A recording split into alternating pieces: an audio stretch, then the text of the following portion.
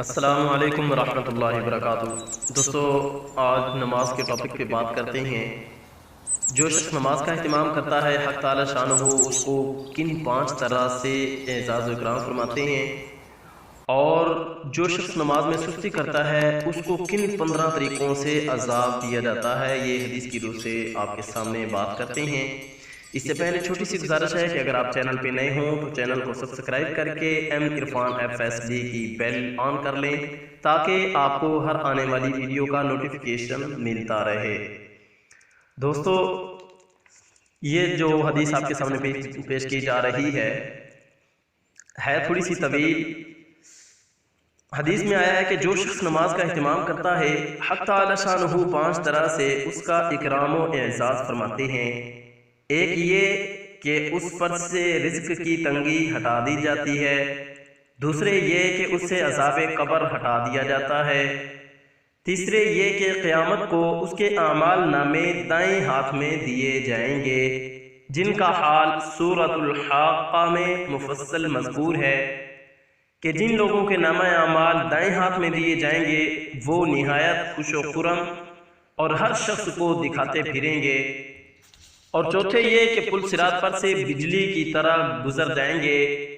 پانچویں یہ کہ بغیر حساب کتاب کے جنت میں داخل ہو جائیں گے۔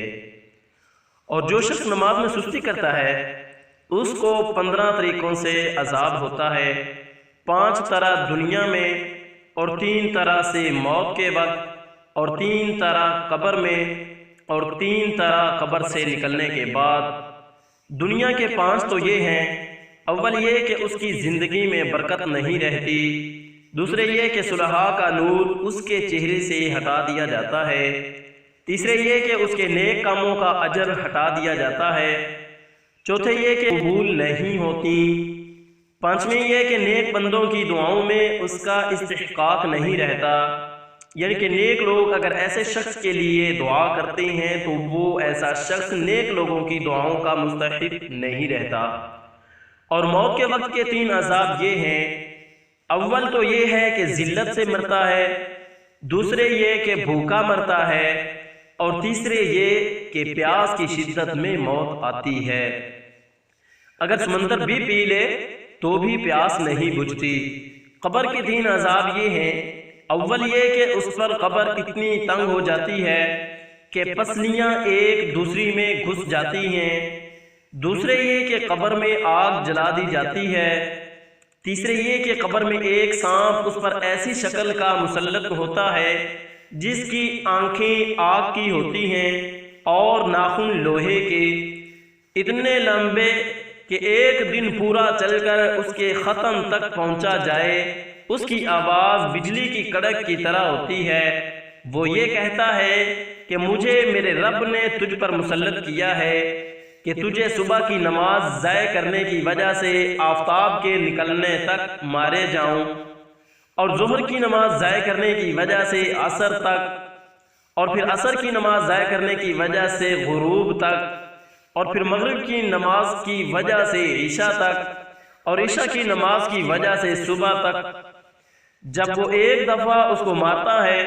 تو اس کی وجہ سے وہ مردہ 70 ہاتھ زمین میں دھنس جاتا ہے۔ اسی طرح قیامت تک اس کو عذاب ہوتا رہے گا۔ اور قبر سے نکلنے کے بعد کے 3 عذاب یہ ہیں: ایک یہ ہے کہ حساب سختی سے کیا جائے گا، دوسرے یہ ہے کہ حق تعالی شانہ اس پر غصے ہوں گے، تیسرے یہ کہ جہنم میں داخل کر دیا جائے گا۔ اور آپ سے عرض کرتے چلیں کہ ایک روایت میں یہ بھی ہے کہ اس کے چہرے پر 3 سطریں لکھی ہوئی ہوتی ہیں۔ پہلی سطر: او اللہ کے حق کو ضائع کرنے والے، دوسری سطر: او اللہ کے غصے کے ساتھ مخصوص، تیسری سطر: جیسا کہ تو نے دنیا میں اللہ کے حق کو ضائع کیا، آج تو اللہ کی رحمت سے مایوس ہے۔ میرے دوستو،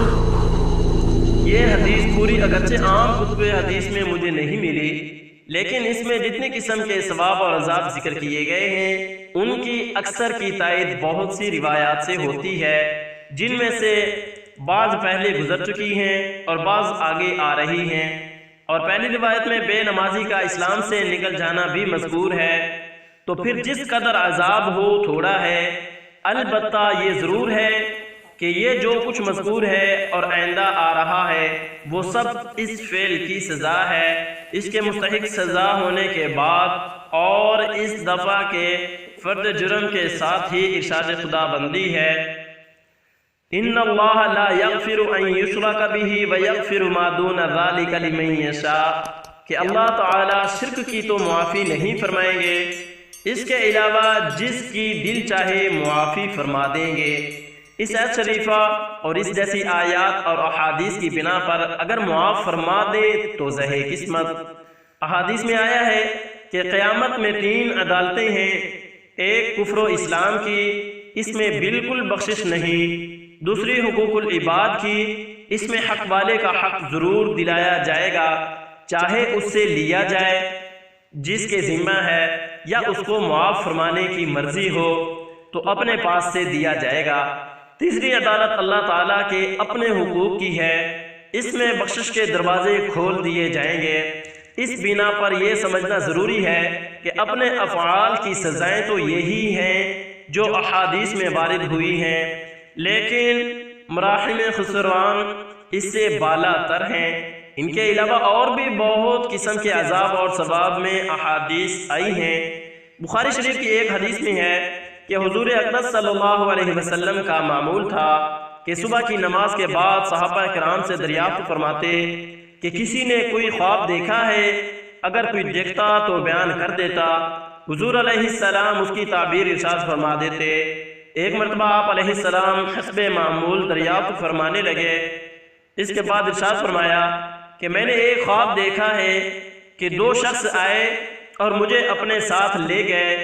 اس کے بعد بہت لمبا خواب ذکر فرمایا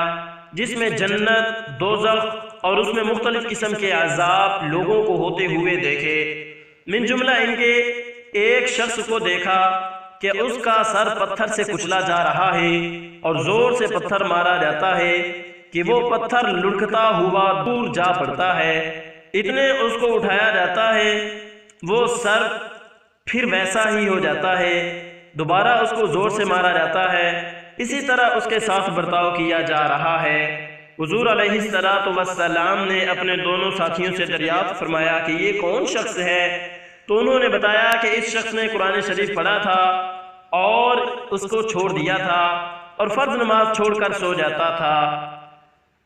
ایک دوسری حدیث میں اس قسم کا ایک اور قصہ ہے کہ حضور علیہ السلام نے ایک جماعت کے ساتھ یہ برتاؤ دیکھا تو حضرت جبرائیل سے دریافت کیا،